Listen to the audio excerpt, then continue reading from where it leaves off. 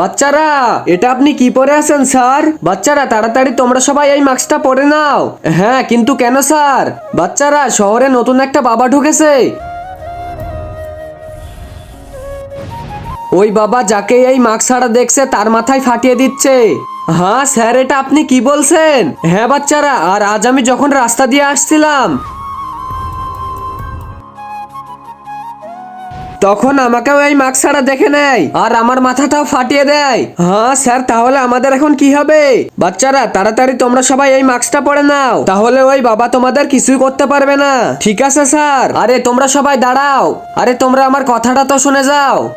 আরে বাচ্চারা, তোমরা সবাই এখান থেকে পালিয়ে চলো। আজকে তো ওই বাবাকে ধরে আমি মজা দেখাবো।